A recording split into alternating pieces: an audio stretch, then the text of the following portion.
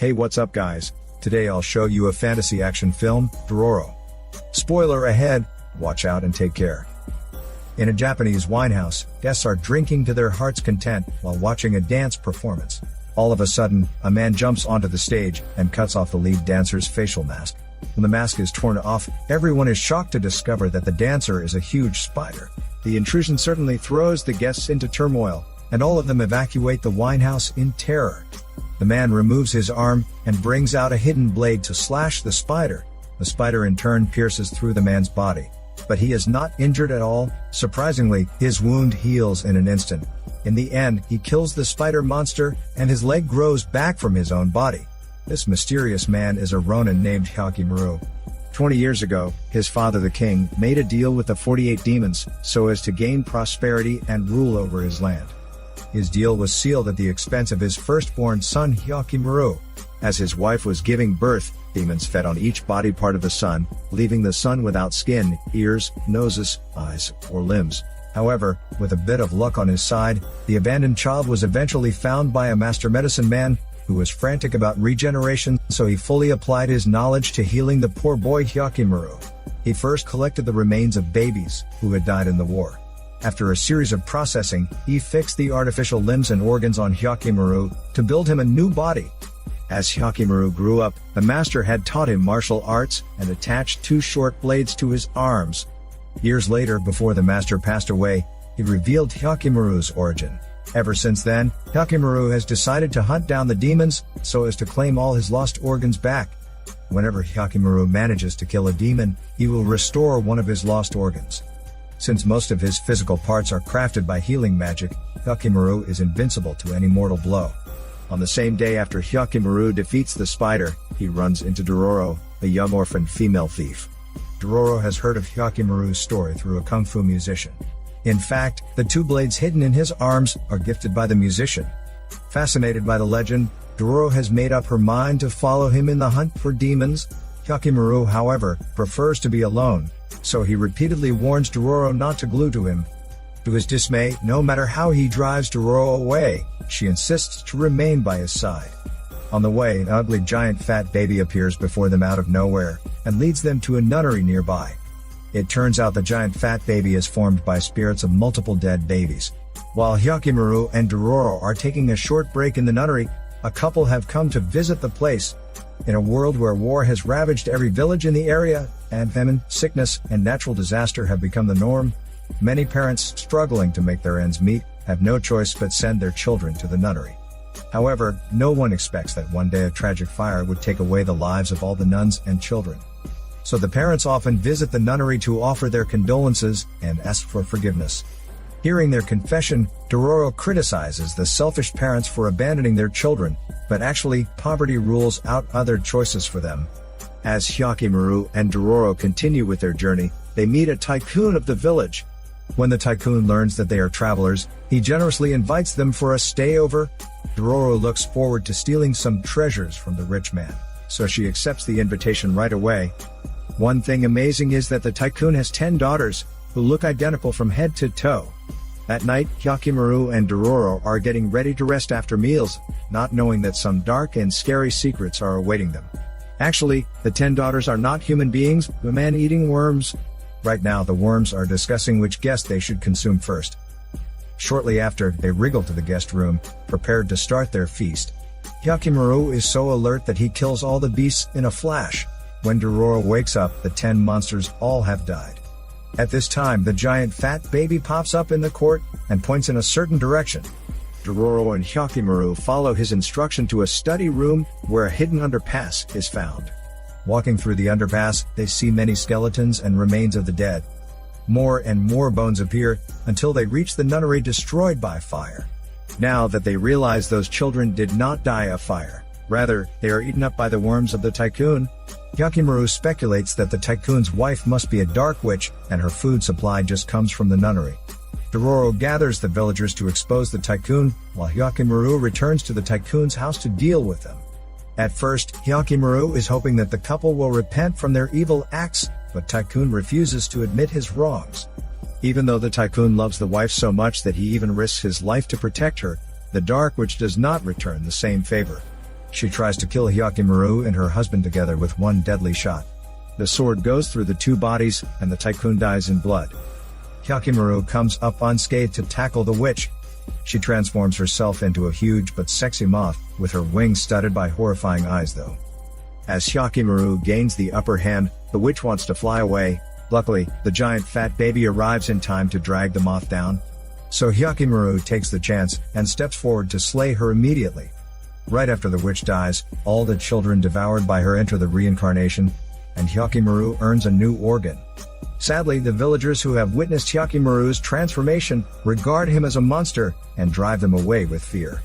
Having gone through many ups and downs together, the two have forged comradeship to fight whoever blocks their way. The first enemy they are faced is the peach monster. The monster has a head like that of a man, and a body consisting of roots. Once its mouth drops open, peach flowers are scattered everywhere. Dororo cannot do anything to such a monster, except staying aside to enjoy the battle view. After the peach beast is wiped out, Hyakimaru gains back his ears. Soon, they are confronted by another monster, Godzilla, when Dororo finally manages to offer some assistance. She cuts Godzilla's throat, and in return, Hyakimaru gets back his own throat.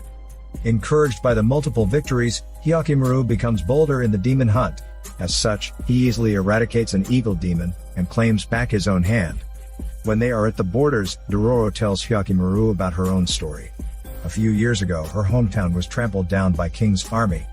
Her own father was killed in the war, and her mom was frozen to death. Dororo lives on the mission to murder King.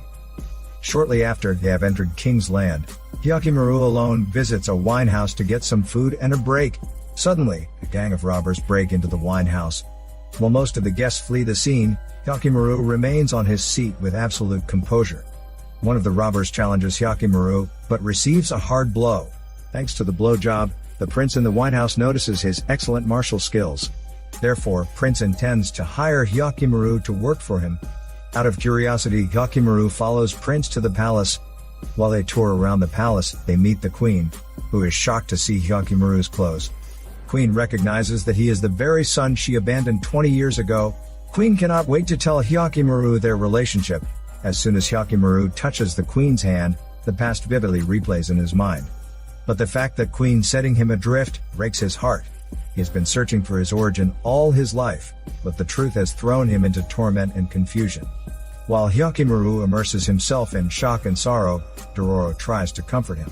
However, Hyakimaru reveals that her enemy is no one else but his own father.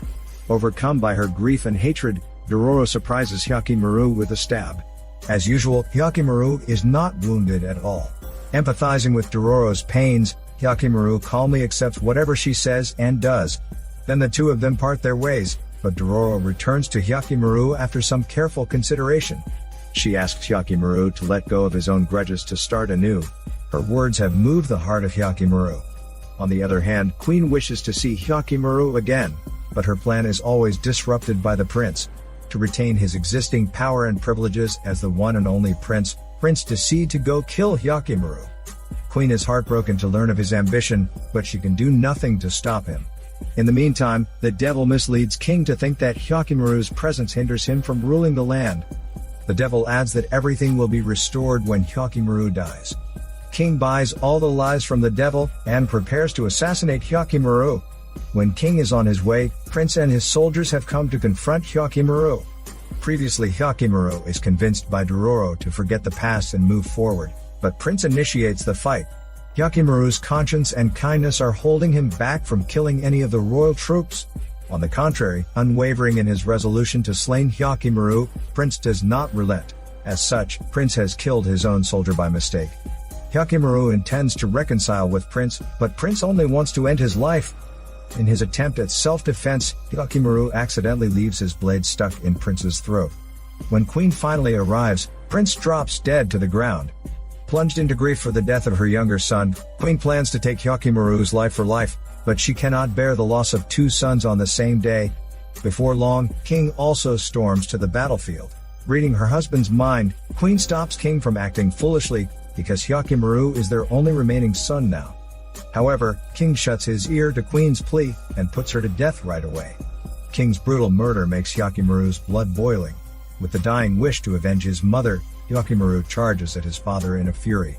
Even when Dororo tries to hold him back, she is knocked straight out. Unleashing their wrath towards one another, the battle between the father and son starts. Over the years, Hyakkimaru has picked up many martial arts skills. The king is no match for such a samurai. But right then, Hyakkimaru doesn't have the heart to slaughter his own father. At the same time, the devil comes to promise King that he will revive Prince as long as King surrenders his body and his territory. Hyakkimaru is firmly against such an evil plan, for it will cause tremendous sufferings for the world. Despite Hyakkimaru's warning, King takes the deal. As a result, the dead prince is resurrected, while King is inhabited by the devil, who conspires to release more demons to destroy the world. However, the devil does not expect the king to trick him inside his body. Realizing that his sins have piled up to heaven, King wants to repay his people by exterminating the devil. Then King pushes the sword through his own belly, struggling to suppress the devil within himself. He then asks Hyakkimaru to annihilate him. King's sacrifice creates the only chance to liquidate the devil. If the devil does not die, the world will never be at peace. For the best interest of the majority, Hyakkimaru reluctantly destroys King and the devil together. After the king's death, Prince has succeeded to the throne. Prince offers to make Hyakkimaru king, for he is lacking in many ways. But Hyakkimaru rejects him. Hyakkimaru has never aspired to be a ruler, and he knows he is not a good fit. His dream now is to eliminate the demon ghouls and reclaim all his lost parts with Dororo. This is Daniel CC Movie Channel. Bye.